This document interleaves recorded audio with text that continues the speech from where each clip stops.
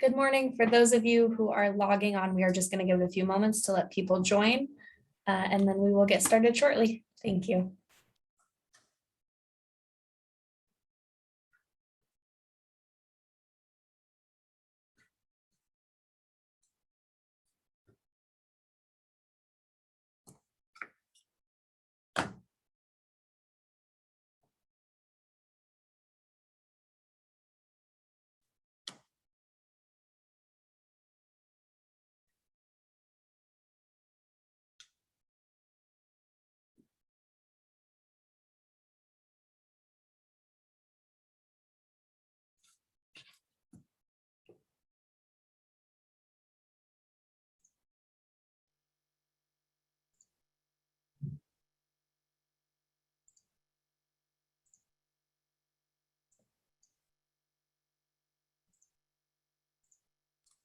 For those who have just joined, we are just going to give it a few more moments, give people a chance to join, and we will get started.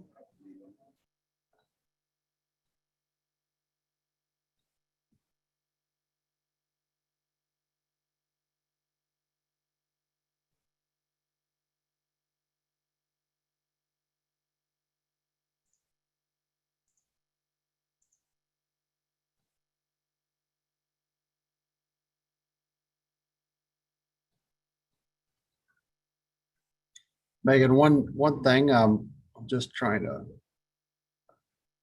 I don't have that, see comments anymore or Q and A If on my you screen. jiggle your mouse a little bit, does it pop up on the bottom? No. Oh, And I've got the other.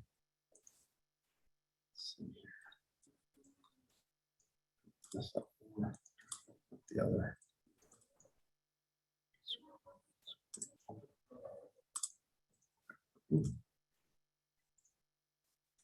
So nothing's popping up on the bottom for you?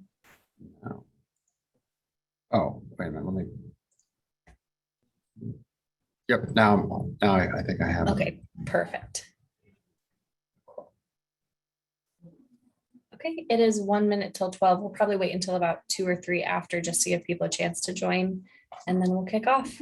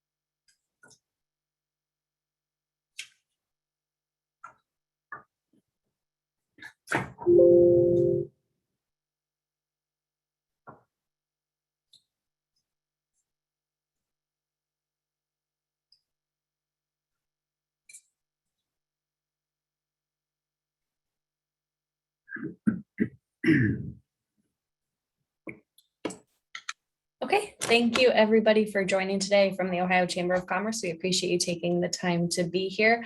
We are offering free CPE and CLE credits for this. I will be sending out a survey shortly after this webinar today. It'll have info for your attorney numbers, CPE numbers, as well as the question where you do have to put in our challenge word, which time we'll give at the end of our presentation today.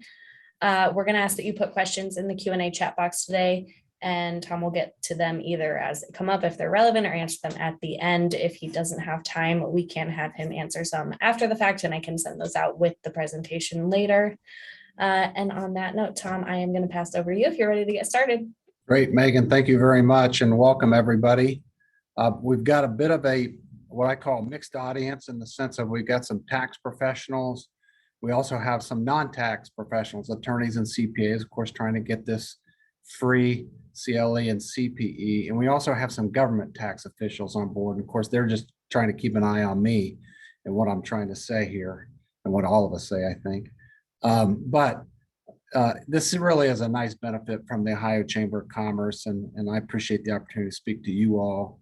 But I think it's a terrific thing that the Chamber is doing here by providing this business academy. And there are other presentations in the series, so please don't hesitate to look those up. We're going to cover tax reform in Ohio. There's a lot of talk about tax reform. There's always a lot of talk about tax reform. And we're going to go through these slides, but to start off, kind of as a starting point, there's all these rankings out there of Ohio's tax system. So the more recent rankings are that from the Tax Foundation, for instance, is that we are 37th overall in 2022, and they put out a report called the State Business Tax Climate Index. That's actually an improvement, I think, over say 20 years ago. WalletHub.com lists Ohio's 19th. MoneyGeek.com gives Ohio a tax system a C grade. And a lot of the key drivers for these, what I would consider to be unfavorable rankings, would be the commercial activity tax and how that's viewed, the burden in terms of the cost of administration and compliance of the local income tax structure in Ohio. And the personal income tax has historically been problematic, but as we're going to see, it's greatly improved the last couple of decades, but there's still a lot of talk about how we can make that better. What I'd like to do is cover first of all, just some background about how does tax reform take place in Ohio. And to do that, kind of look back historically at some of the things that have driven tax reform, some of the studies and the ideas that have come up, and then dive in to talk about the three big taxes where we see most of the discussion in Ohio about reforming taxes. That's the commercial activity tax, the municipal income tax, and the personal income tax. So let's talk about the tax reform process in Ohio. There's been a lot of changes over the decade, but the first question becomes over the decades is what is reform? And I looked these up, thought I'd throw them on the slide here, making changes in order to improve it. The next one from Google Oxford Language, the action of or process of reforming an institution or a practice. And then finally, the Oxford Dictionary, the amendment or altering for the better of some faulty state of things, especially a corrupt or oppressive political institution. And we're not suggesting the tax department is that, are we? Or the removal of some abuse or wrong. But what I always say is that reform is really, even when you look at these definitions, it's in the eye of the beholder. Because when you think about taxes, it really depends on where you're sitting as to what an improvement is. An improvement can be that we eliminate a tax, because who likes taxes? It could be we have a tax system that needs to be made simpler, which some people would advocate for. And then you also have folks who would advocate for increasing revenues or making the tax more burdensome in some ways, or focusing in on a certain tax. So the word reform, you've got to think about who's talking about the word reform and where it's coming from, because it could mean a good thing, it could mean a bad thing. It just depends on your particular perspective and where you're sitting. In Ohio, we've seen the path to reform come up through the years, either because of a fiscal need of the state, because of studies that have been done about the tax code. A lot of times those are created, those studies result from the fiscal need or from just a desire to make Ohio more competitive. And then finally, you have to have political and policy leaders that are really driving that process. And I'll kind of overview real quickly some of the things that have happened in the past. So in terms of fiscal need, if we go back to the 30s with the Depression, that's where we saw in Ohio the creation of the sales and use tax. That's something that's happened in most of the United States in that time period in the 30s. That's when sales and use taxes were created and came on board for most states. Then in the 60s and the 70s, as the baby boomer population was coming of college age, we had a need for supporting higher education in Ohio. And Ohio, has quite a few public universities that are also much of which are supported by taxes, and back then as well. At the same time, in the 1960s, we had the addition of the federal mandates, if you will, or the Medicaid program, for instance, to help support lower income folks and folks that were in need. And that really resulted in the early 70s in the adoption of the income tax system in Ohio for both personal income taxes and corporation income taxes.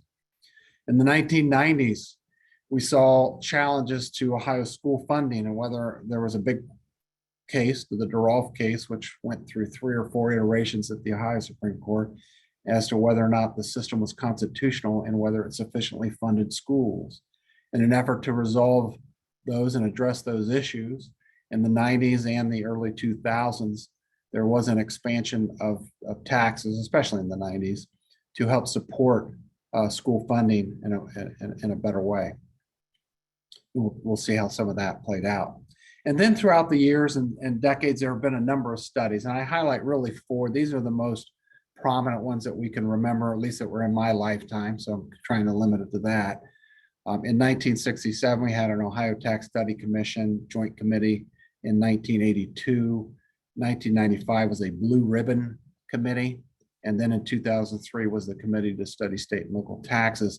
And each of these studies kind of came about for different reasons, and they had different impacts in terms of whether they were effective, whether they resulted in any sort of change or not. But I do think it's interesting. We look back at a couple of these. I'm going to point out in just a little bit here some interesting tidbits from each of these studies, because it's somewhat telling as to how things have changed and evolved over the years, and how some things don't, even though problems persist. And then finally, if we look at the political and the policy leaders over the years, we can point to Governor Gilligan, who really spearheaded the effort and got across the finish line the incorporation of the personal income tax and the income tax on corporations. That was from back in 1972. And at the same time, while he led that effort and was successful, he only was a one-term governor. Imagine that.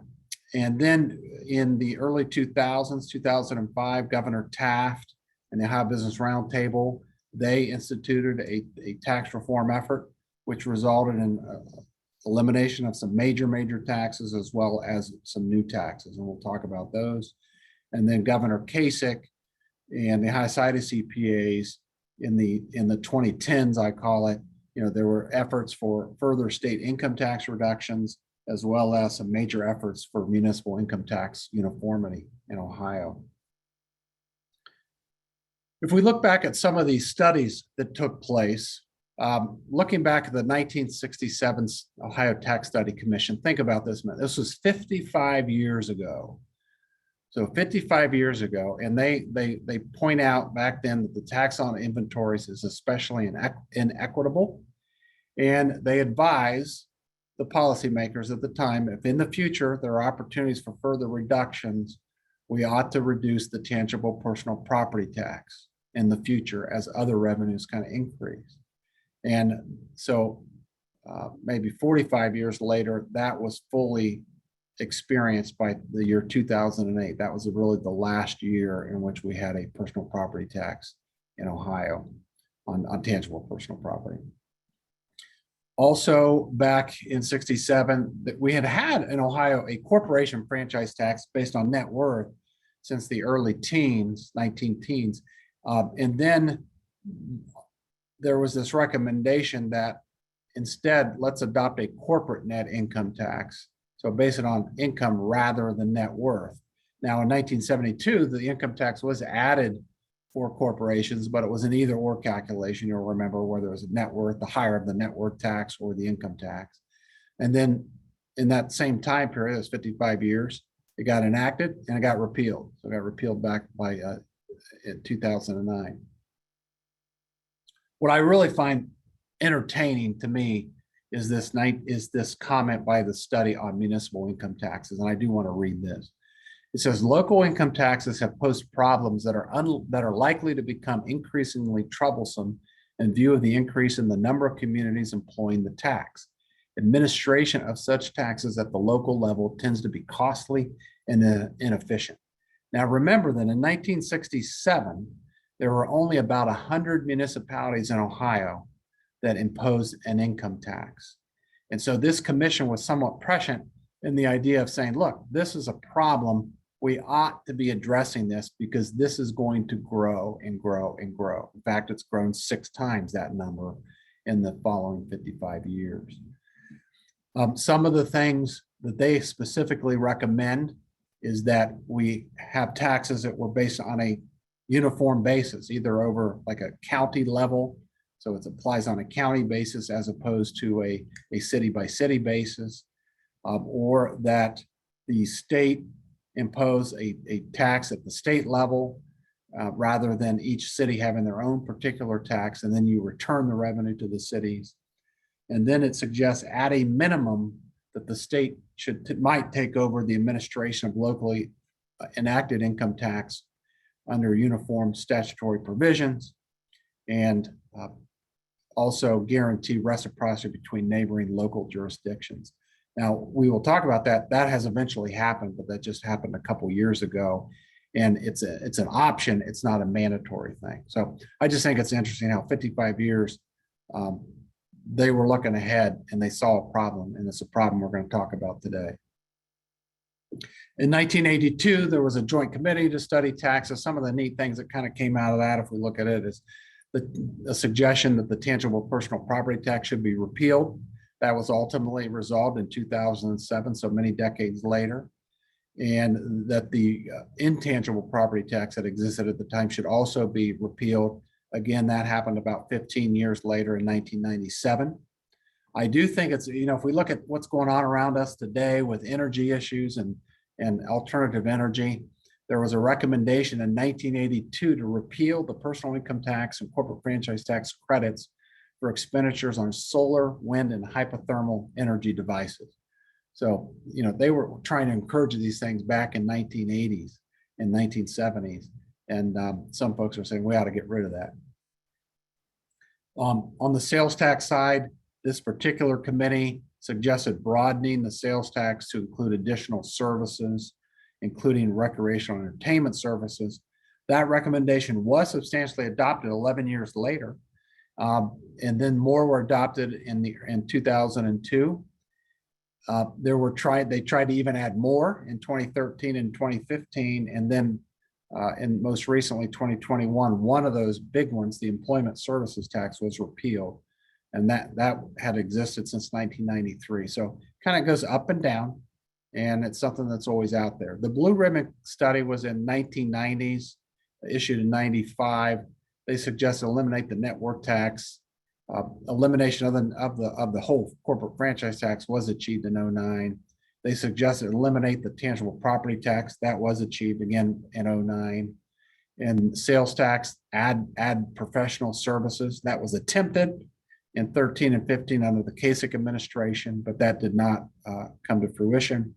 And then tax incentives were a target here to abolish enterprise zones and prohibit the use of targeted tax incentives to recruit companies to Ohio.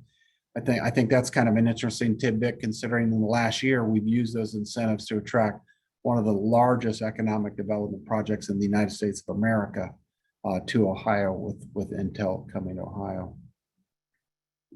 2003, Committee to Study State and Local Taxes. Some of their suggestions, a lot of these were incorporated eventually.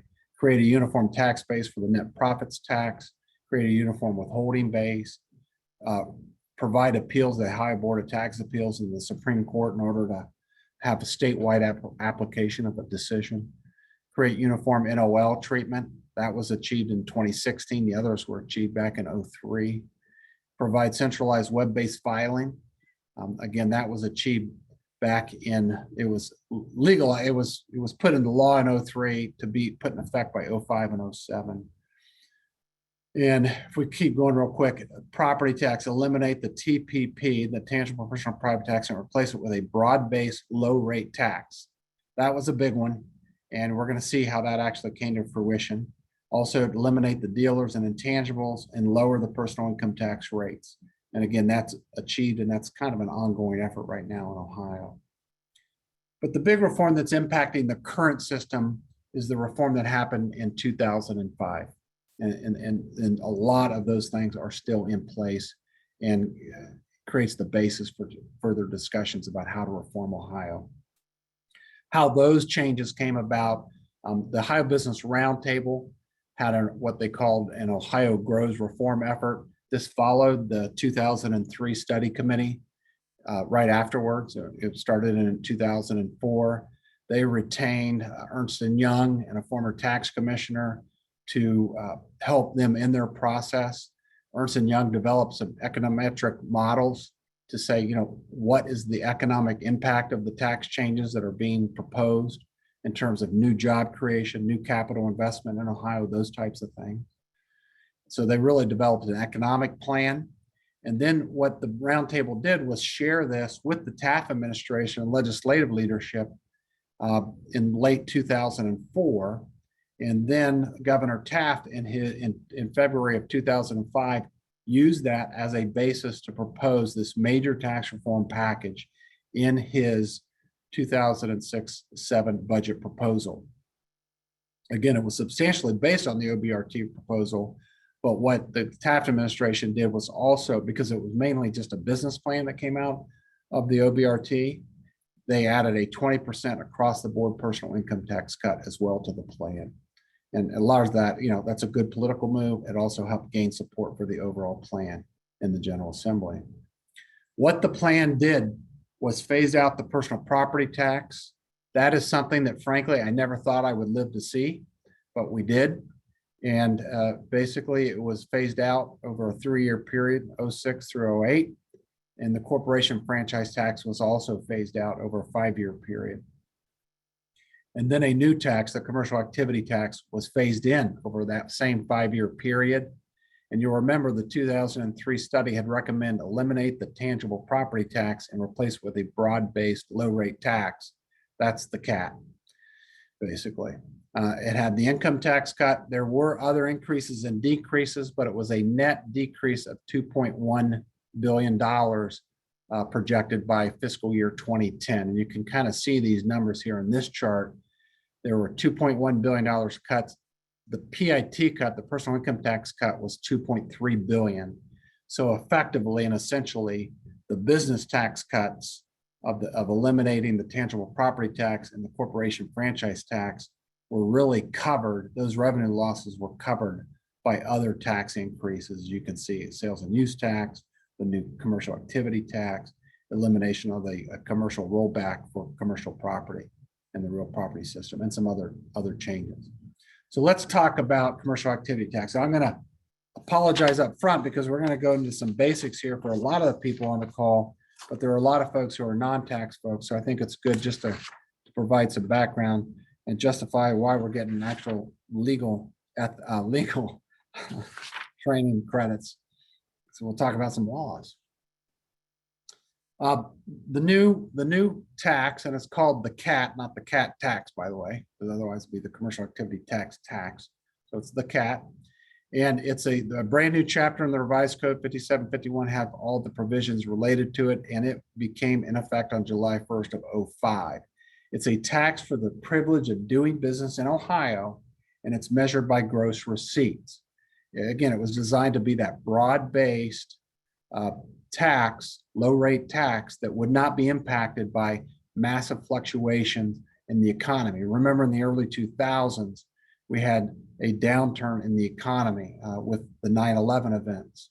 And then subsequently in 2010, in 2009, we had some major downturns as well. And you're going to see that this tax was designed to provide a little more steadier impact so that we wouldn't be having to cut vital government services during the time period where we have some slower economic times.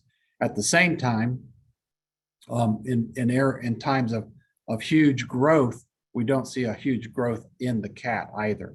So it's kind of a nice level tax. It applies to all businesses. That was another concept. The corporate franchise tax only applied to corporations, C corps. This applied to all businesses, including pass-through entities and sole proprietors. It's a very simple tax to calculate anyway. You take Ohio Citus gross receipts, you multiply it by this very low rate of 0.0026. So that's like 1/4%. That's the rate. You take out the CAT credits. There's only a limited number, a handful of types of credits, maybe 7 or 8, as I recollect. You add in a minimum tax, and then that's the total CAT that is due. The minimum tax, again, pretty simple. The original version of the minimum tax was basically $150, and that applied to anybody who had $150,000 or more of gross receipts. So that 150,000 threshold took off a lot of like hobbies and things like that, folks who weren't making a lot on their small business or their sole proprietorship. So if you made a little bit more than that, you paid 150. But this was changed, and and then there was $1 million exemption. So effectively, if you made between 150 originally, if you made it between 150,000 and $1 million, you only paid $150 cap. But that was changed in the teens under the Kasich administration, where this was it was phased out for higher level folks. And you can kind of see from this chart where the minimum tax effectively phases out that first $1 million exemption once you hit $4 million of taxable gross receipts. Couple concepts that are important to just keep in mind as we go through this is there's two types of elections that you can, one election and one type of treatment for combined groups or affiliated groups. And the first is the consolidated elected taxpayer election.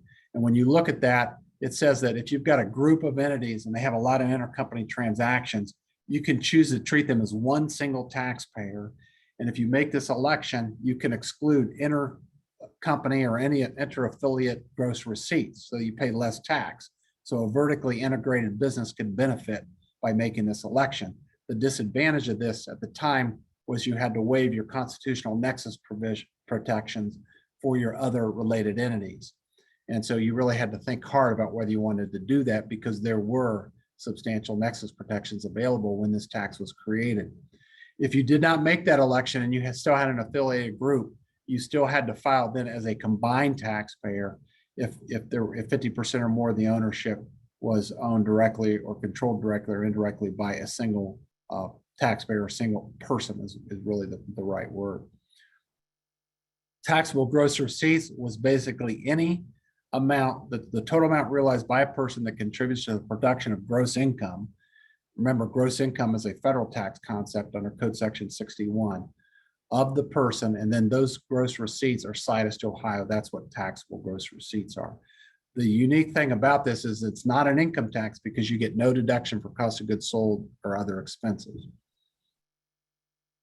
There are 43 exclusions from taxable gross receipts, and a lot of people will say, that's terrible. There's 43 loopholes in the law for taxable gross receipts. But if you really think about the purpose of the CAT and what these exclusions really are, these make sense.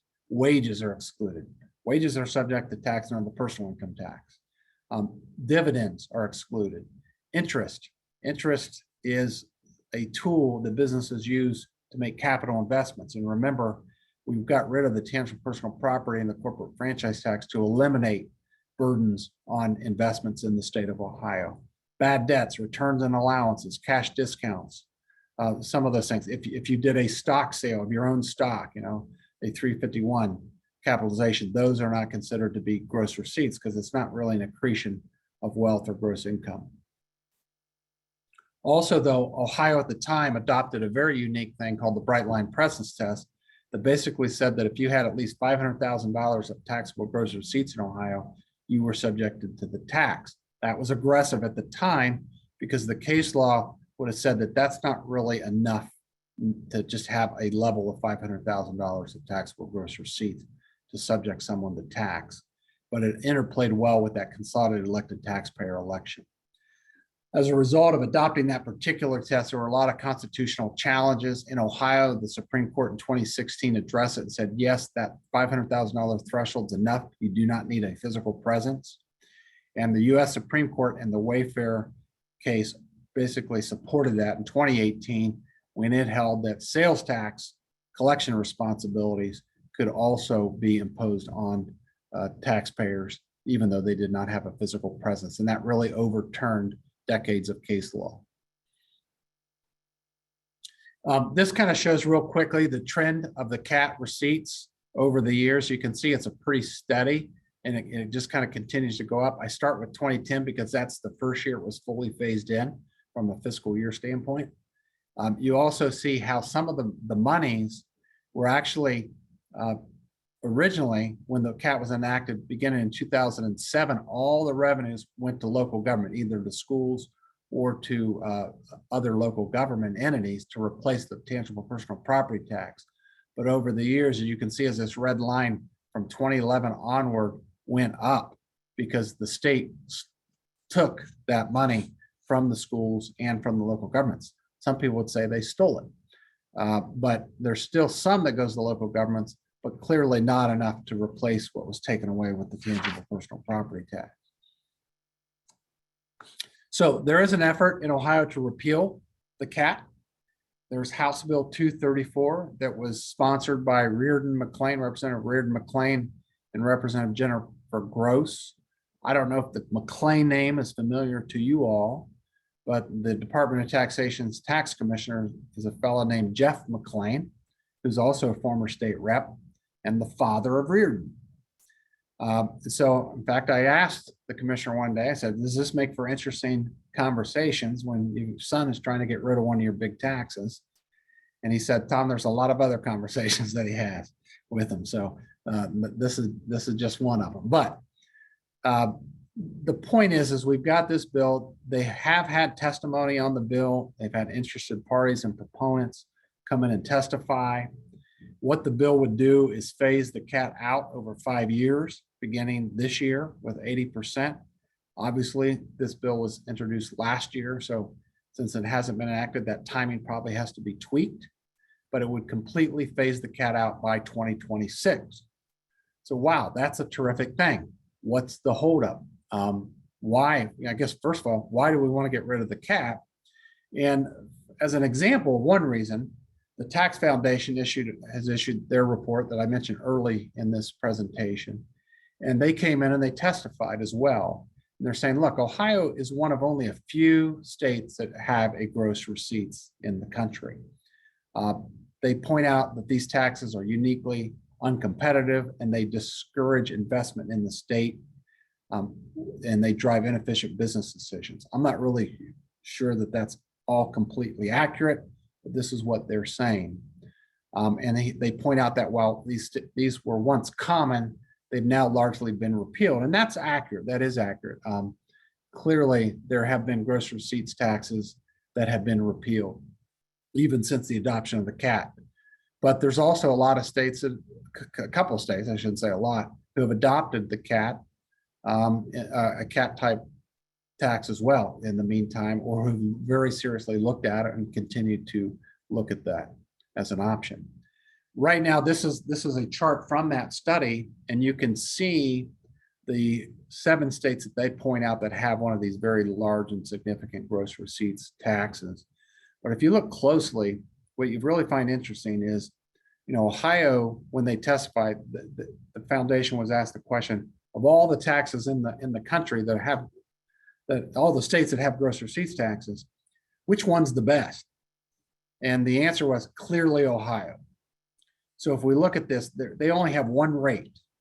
The state of Washington, which has had its gross receipts tax since the 1930s because of the Depression, they adopted the business and occupation tax, which I don't know if you guys have ever dealt with. It is a mess. There's 35 different rates.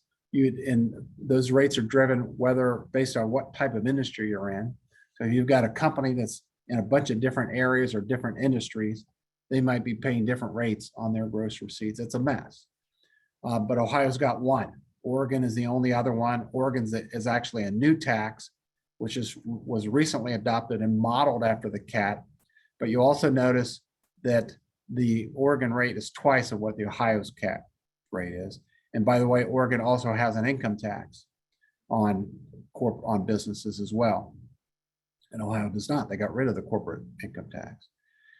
Ohio's rate, you can see, is one of the lower rates. If you look at some of the brackets and that sort of thing, they change. But again, the simplicity kind of helps override it. It does generate a significant amount of money for the state of Ohio, 7% of the tax revenue, according to this chart. And this second bullet, I want to point out where they talk about, the Tax Foundation talks about the effect of pyramiding within the tax system. So they say, you know, let's use this illustration. You've got a product that goes through 6 stages of the supply chain, and at each level of that supply chain, there's a 30% appreciation. And they're saying, well, that creates an effective rate of 0.893% of receipts at stage 6. And if you kind of convert that into a income tax, you have to assume a profit margin. They assume 10% in their example. And so that's an effective income tax rate of 8.9%, which is high. There's no question about that. And this chart kind of illustrates what they're saying here, is that if we assume a 10% profit margin at each level, then, you know, it's a very high income tax rate ultimately on that product as it goes through the supply chain. But, you know, with numbers, you can do all sorts of things, and assumptions are very, very important. So I just did a quick and dirty. Said, well, what if it's a 30% margin? What's the effective income tax rate there? Well, after going through those 6 stages, it's not even quite 3% income tax rate, which is a low rate. So, you know, there are different ways of looking at these things. I understand what they're saying, and they're saying that there's this tax pyramiding that occurs. What I don't understand, even when I was tax commissioner, I couldn't understand, is when people would say, well, the income tax doesn't pyramid, or these other taxes don't pyramid. Well, of course they pyramid. All taxes pyramid. It's a question of whether you can kind of see the pyramiding, but any type of tax is a cost of doing business. Every business has to build that cost of doing business into their pricing of their products and services. And so it clearly, everything pyramids throughout the tax system, and at least in my view. So it just kind of, you know, there are good debates one way and the other. Now, another big challenge with the CAT, and small businesses advocate that this is a very hard thing for small businesses, because you pay the CAT whether or not you make income, and therefore it becomes burdensome on them. I would also point out that small businesses in Ohio, if you're a pass-through entity, you pay the personal income tax as well. That hasn't gone away. Now, that's been somewhat addressed with the business income deduction, but it's an argument. But I just ran some numbers based on Department of Tax data, and it kind of shows that if you've got taxable gross receipts under $1 million, there's 106,000 filers that meet that threshold. So they're under $1 million, they pay 0 CAT. So then the remainder, if you have $1 million to $5 million, there's almost 41,000 filers in that group. They pay 8% of the CAT. An average, this is a non-weighted number, of $4,100 each year. If you're in the $5 to $25 million range, there's 12,000, almost 13,000 taxpayers. That's 7% of all the filers, and they are paying 16% of the CAT. And then if you have more than 25 million, that's where there's a real burden. This is not small business, this is large business. Just 3% of the filers are paying 76% of the CAT. So, you know, small businesses out there very vocal saying the CAT is bad, but I would suggest, you know, it's probably a bigger burden on large businesses if you really look at the data. So repealing the CAT, what's the likelihood? Well, the biggest impediment to repealing the CAT is this chart here, which shows the amount of revenue that would be reduced. And by fiscal year 2027, you're looking at almost $2.5 billion of revenue. And so folks are saying, well, are we going to replace that revenue? Some policymakers say, no, we won't replace it. And other people who are realistic say, you take out $2.5 billion from the budget, it's going to get replaced sooner or later. And is it going to be worse? So it becomes a question. Now, repeal is one thing about the CAT, but we got to remember the CAT's been around for 17 years with no significant changes other than some of the tweaks that I just mentioned. So there are some ways to reform the tax and make it better. One would be, code section 61 definition of gross income. That ought to be what a gross receipt is. We have case law going back to 1913 with the enactment of the federal law, the federal income tax, that give everybody guidance as to what gross income is. That would simplify the tax. This distinction between a consolidated taxpayer and combined taxpayer, archaic, no longer needed in light of those Supreme Court cases that we pointed out. There basically are no or very few situations where the federal constitutional nexus protections apply anymore. There's R&D issues, the credit, it's very complex for taxpayers, the way it's calculated, because it's based on the federal system, which is an annual tax, and the CAT is a quarterly tax. So that could be simplified. There's a problem for private equity firms. They don't get the benefit of that CET election right now, eliminating those intercompany transactions, because in order to do so, they would have to file all their different separate businesses that are totally unrelated, that basically operate on their own. And that creates an impediment for them and increases their CAT overall for their group, because each company operates on their own. That's the whole idea behind private equity, is you let those companies succeed or fail on their own. And so that puts them at a competitive disadvantage. And I think makes Ohio less of an attractive place for private equity. And then we have this issue where we continue to have an income tax on pass-through entities. Those are kind of the issues related to CAT. Let me see if there are any questions. I apologize. No questions. No. And yeah, there's a question about handouts. Absolutely, we can make those available. I don't know if Megan can send them out, or if you just simply email me, we can make sure you get the handouts. Let's talk about muni income tax. That's the next big area of reform, and I think we'll see some movement. So real quickly, what's some of the history there? 1947, the Toledo was the first city in the country to enact a municipal income tax. And then a uniform law didn't get enacted until 1957, and it really wasn't all that uniform. In 2001, that's when the 12-day occasional entrant rule became effective. And then over the years, some things happened. In 2002 and 2003, the tax commissioner was given authority to administer a new municipal income tax solely on electric utilities and telephone companies.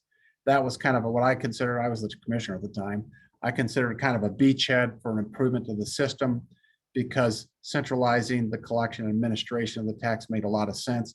These were new taxpayers, and as they made the transition from a public utility tax system to a regular tax system, these businesses and industry absolutely did not want to be subjected all of a sudden now to 500 or 600 jurisdictions and have that added filing responsibility.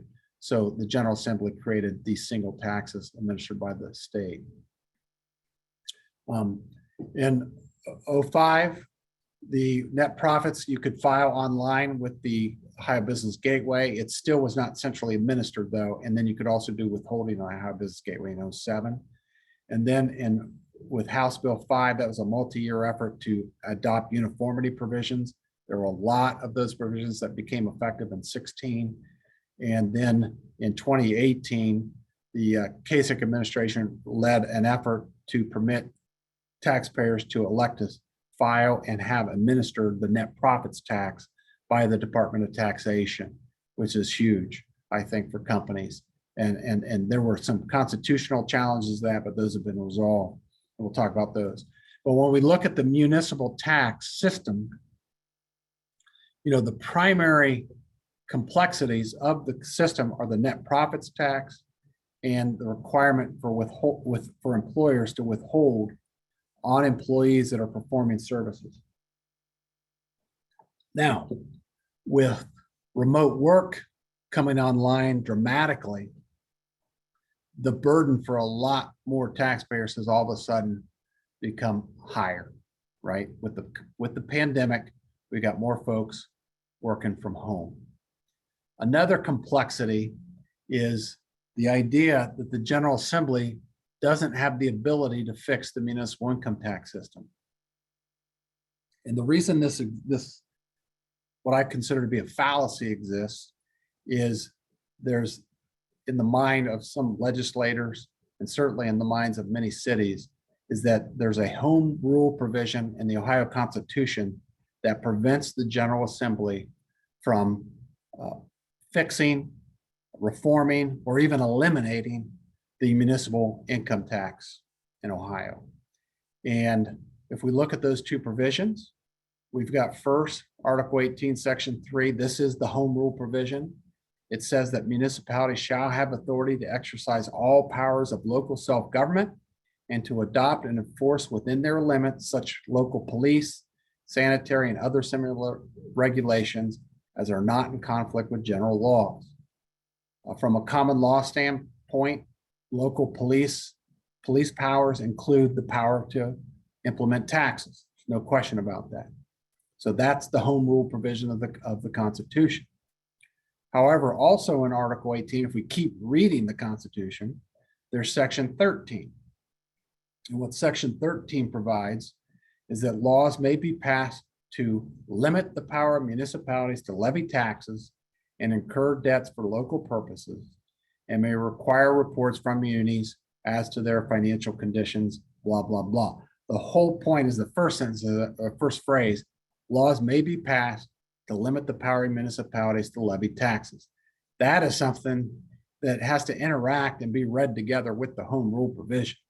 So yes, they have the authority to enact those laws locally, enact taxes, administer taxes, but then there's a later provision that some reason cities frankly don't get to, and that's Section 13 of Article 18, which says, but the General Assembly has the power to enact laws that limit the power of municipalities to levy taxes. Well, if you'll remember, the Kasich administration had I mentioned in 2018, provided for centralized collection and administration of the net profits tax by the Department of Taxation. So the tax commissioner now could administer the tax, and that includes, here's how you file. If you have an appeal or an audit, it's all done by the Department of Taxation, not done by 20 different cities if you're filing or operating in 20 different cities. If you file an appeal, you file that to the Department of Taxation through their administrative appeals format. So all of it would be done, and taxpayers were allowed to elect into that system. So that was one aspect of it. There was also House Bill 5, which had been enacted or at least effective 2 years prior in 2016, which also imposed a lot of uniformity provisions on municipalities. So when those provisions passed, about 120 plus municipalities filed lawsuits challenging the General Assembly's authority to impact the municipal income tax in the way that these bills had done that. And that case was called Athens versus McLean. And the decision was issued in late 2020. And what that decision held was that centralized collection is constitutional, that House Bill 5 and 49 were within the General Assembly's power to limit or restrict the municipality's power of taxation. Now, there was also, though, a fee that the Department of Taxation was supposed to be able to impose of 0.5% to pay the cost of the collection. And the General Assembly said, yeah, you can allow the centralized collection, but you're not allowed to charge the cities the fee for it. So what does this case really mean? It effectively eliminates the home rule impediment from the tax system perspective in Ohio, if it's done the right way. And the way that House Bill 5 operated was there's a provision in 715, and I think 0.015 that provides a prohibition for cities to impose all types of taxes, sales taxes, all sorts of other types of tax, gross receipts taxes, for instance, so that a city can't create a CAT. And what happened with House Bill 5 is that provision was amended to say in Division A city cannot impose an income tax. And then in Division B, it says Well, they're allowed now to impose an income tax if they do it in accordance with Chapter 718 of the revised code. And that's really what all these provisions are in, including the centralized collection. So they have basically, the state preempted the cities from enacting an income tax, and then they provided a way or limited the way in which they could enact an income tax, and the court recognized that. So although, I mean, I've been in meetings as recent as yesterday where I have heard that cities have told policymakers that the home rule is an impediment to eliminating the income tax in Ohio. It's ridiculous that they would say that. It's a shame if policymakers were to believe that, because it's certainly not the case if we look at the case law in Ohio. Question becomes, though, why do we need to reform Ohio's municipal income tax system? It's clearly unique in terms of the number of jurisdictions. If we look at this map here, for instance, Pennsylvania is the only other state that has more jurisdictions that impose a tax. And Pennsylvania's system is basically a very simple system. And there's three systems. There's Pittsburgh systems, there's Philadelphia's, and then there's everybody else's system. Even though there's 2,000 jurisdictions. In Ohio, you have 642 at the time this slide was created, different jurisdictions, and they were applying different ways. And you look at other states, you can see there's just not that many states that impose or give their cities the ability to impose these taxes. And it creates challenges for employers who have to withhold taxes. At the same time, it's a very, very important revenue source for cities. And you can kind of see here in this slide, if we focus in on Akron, for instance, about 70% of their budget in the 80s was just from the income tax. And then by the year 2017, almost 90% of their budget just came from the income tax. And for most of these cities, this has grown in terms of their share of revenues.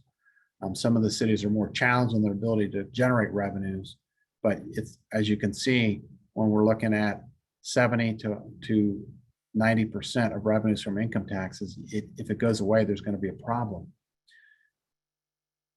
And then we have work from home issues. There's a study, this is a study by the Regional Income Tax Agency that was done in 2020. The Regional Income Tax Agency administers the income tax systems of about 60% of Ohio's municipalities, generally smaller municipalities, I would say mid-size is smaller.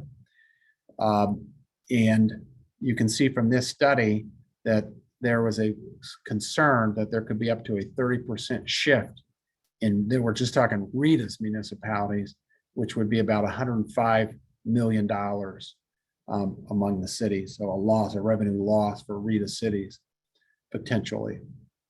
What I would also tell you, though, is that actual results so far have not been here. And again, one of the reasons is because the General Assembly enacted a legislation to keep withholding to the principal place of work. Some cities would say it also included taxability of the principal place of work. To make that argument, in my mind, you have to say then that the General Assembly had the ability to overrule the home rule, the home rule statute. So I think it's hilarious on one hand that cities are making that argument, but I also understand the need for them to make that argument. My latest information that I've been able to kind of garner through the system is that cities have not seen a massive shift. There was an article, front page, top of the fold this week in the Columbus Dispatch. The city of Columbus income tax collections are up over 10% for 2021, or I should say for this year compared to the same period in 2021. So that's huge. Some of that is because people are getting raises, but there's a concern among that, I think Columbus and other cities too, and it's mentioned in the article that employers have yet to really adapt to the work from home and withhold to where the employees actually are working. And if that's the case, and then that means next filing season in 2023, there could be a huge drop off by via refund claims, because clearly folks can ask for refund claims. Sample other cities within Rita, one particular city has a 55% revenue drop off already this year, 55% revenue drop off because again, of the work from home issue. So it's a mixed bag. It's a continuing concern. And does it really make sense? Does, in light of work from home, the current system really make sense for municipalities? If we look at how are municipalities nationally funded, local income taxes are 42%, but state government's about a third. Local fees, this local taxes, this 42% number is really made up of, you can see in this chart, property taxes and transfer taxes, so sales and use taxes and things like that. You see the income tax number is here, like 2.5% nationally. Yet in Ohio, you saw how in some cities it was 70 to 90% of their revenues. So Ohio clearly is doing something differently than almost every single state. This is a quick chart that just kind of compares Ohio and Indiana, but specifically Columbus and Indianapolis. You can see the population in 2019 of these cities was nearly identical, but revenue for Columbus was almost 1.8 billion, and for Indiana is 1.3 billion, and expenses were almost $2 billion, and in Indiana was only 1.3 billion. And so, it's like these are very similar sized cities. I consider them almost to be twin cities if you really go there and look at them. And yet we see that the spending, the question becomes, is spending the problem? I'm not here to talk about that, but that becomes a question. One of the challenges for cities is the local government fund, which is how most states fund local governments, or at least in some form, has really decreased since 2011. You can see this big drop off. So cities have a legitimate concern too as to how they're going to be able to fund themselves. You've got the American Rescue Plan Act. There's a lot of money flying around for these cities. If you look at this chart, it kind of shows how much ARP money has been allocated to these cities. So Cleveland, for instance, was allocated $541 million. That's 113% of their 2018 income tax collection. Dayton, 115%. Youngstown, 200%. So in a way, these allocations might also pave the way for some potentiality to kind of smooth out some reform effort of the municipal income tax system, but we'll have to wait and see. I know there are policymakers in Ohio that are looking at that and saying now maybe is the time, because the cities also have concerns about how they're being funded currently under the municipal income tax system and whether it works, which is good news, I think, for all the employers and business owners in Ohio who've been complaining about the system, as you can tell, back since 1967. Personal income tax. We don't have a lot of slides here because there's really, we've made a lot of progress in Ohio. Right now, here's the current situation where Ohio's top rate is 3.99%. We have 5 brackets. You can see that all around us, we've got these cities that all have flat rates, and Indiana and Pennsylvania actually have lower flat rates than Ohio. And this 3.99 is, again, the state tax rate, not the local income tax rate.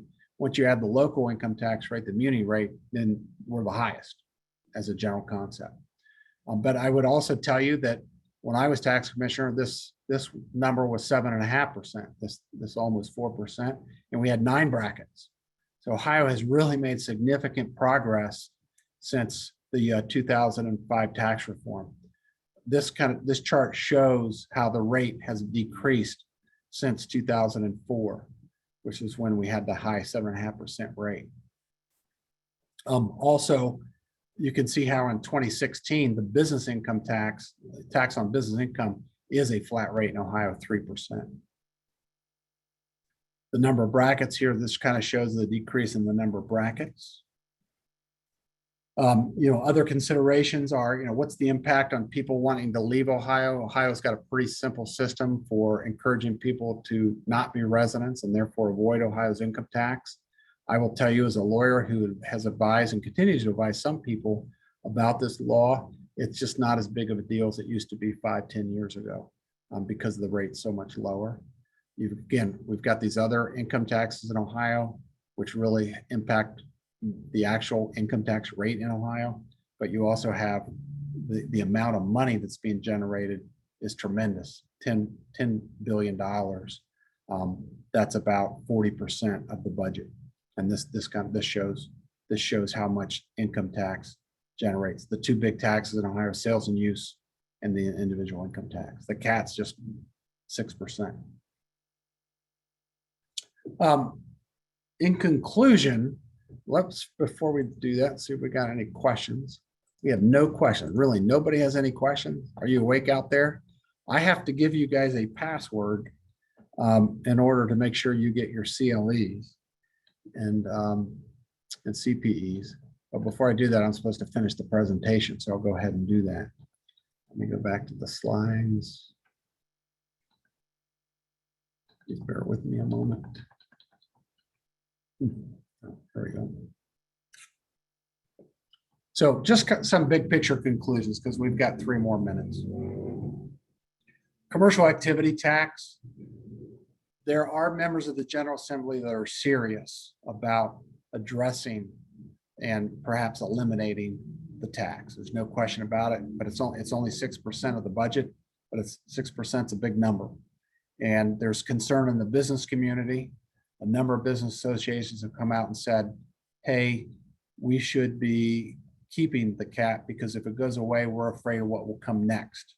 And those people who are talking are usually people who have been here the last 20, 30 years and see that when a tax goes away, typically there's a replacement, whether it might not be today while the economy's good, but a year from now, as the economy continues to tank, we might see a need for a new tax. And why do that? And create more uncertainty.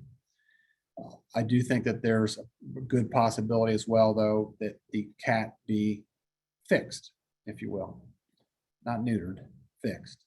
And the idea here is some of those ideas that the Ohio Society has mentioned, for instance, laid out about ways that the tax could be, after 17 years, tweaked to kind of update it and modernize it.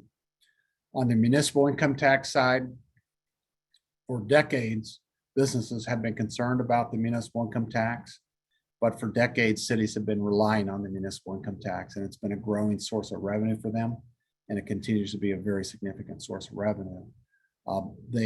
I would say that the local governments have become leery of the state, and the state providing sufficient revenues to fund important functions like police and fire. You'll hear that a lot from the cities, and obviously those are important.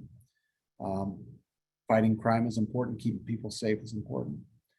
But so that kind of helps to limit, is there really going to be an effort to fix the municipal income tax system and replace that revenue? And finally, on the personal income tax, again, there's a lot of talk about eliminating that or getting it down to a flat tax, which I think is politically good and politically possible. But again, it's a huge amount of revenue. And so it really is going to play off of how the economy is doing and how we're able to control spending in the state of Ohio as it moves forward. I would say that from a business perspective, the municipal income tax is probably the most important area where they need to see some reform or would like to see reform, because it's a cost that you have for doing business in Ohio that you effectively do not have in any other state, which makes then Ohio less competitive and less attractive for new investments. And frankly, for a work from home environment, right? If we want to encourage Apple employees that can work from anywhere to work out of Ohio because they add to our economy, it's hard to justify. With that, and no questions being had, I will give the code word that you'll need for your CLE and I think CPE as well. And that word is business.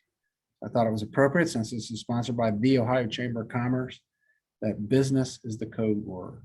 And Tom, you do have one question. If you go to the chat at the bottom, Okay. there are a couple comments in there for you. Can you read that question for me? Yeah, it just says, do you have any thoughts on what you believe they are going to replace the CAT with? I would say that right now, the tone is we don't have to replace the CAT. They've got $2 billion in the rainy day fund. They have $2 billion that they collected this year that they haven't spent. It's unbelievable. They are flush with money. So they're saying they don't have to replace it. But in the end, if they don't, they're going to have to replace it. And I would suggest it would probably be another business level income tax, which is in some people's eyes more acceptable And so we would have to wait and see how that looks.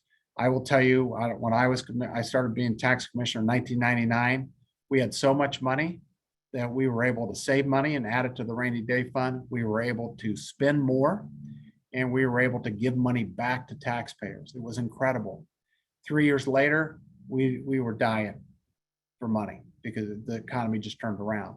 And so, that's something that we need to be careful about. And that's why some folks say, just leave the cat alone, let it be, control spending, and we'll be in better shape. So I would think though, an income tax at the business level would be the way to go. Thank you, everyone. And Tom, you have another question? Okay, sure. If you go to the Q&A section, or would you like me to read that one also? Yep, that one I can get. Perfect. The question is, I recall that as a contractor, we are required to withhold income tax for a municipality if we work in that muni for a number of days in a given year. Could you verify for me that number of days or refer me to the House bill that passed that law several years ago? Yes, there is a requirement. The House bill was House Bill 5. I want to say, well, it's obviously in 718. And I believe the number of days is 20, but I would check that. And I apologize, I don't have that off the top of my head. I want to say it's 718.012, but I'm not positive that that's the right site. But if you email me, happy to clarify that number of days. And my email address is T like Tom, Z like zebra, AINO at ZHF like Frank taxlaw.com. So tzano at zhftaxlaw.com. Also, if you'd like a copy of the slides, let me know as well. Perfect. Thank you so much, Tom. I will be sending out this presentation today. If you could pass it along to me, I can get it to everyone, as well as your contact info, just in case anybody wasn't able to write that down. You will also be receiving a short survey where you will fill out your information to get your credits, as well as that code word, which again was business. Thank you, everybody, for attending, and we hope to see you on our next webinar. Thank you.